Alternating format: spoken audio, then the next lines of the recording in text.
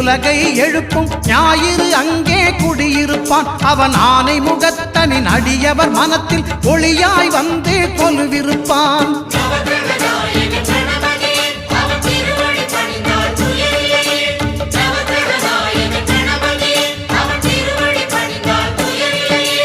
ஒன்பது கோளும் ஒன்றாய் காண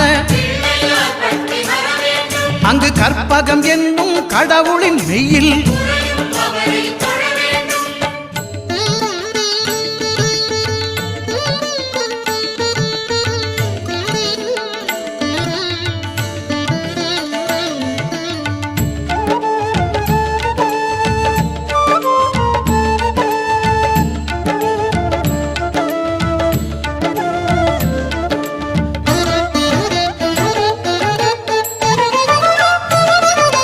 திங்கள் பகவான் திருமுகம் காண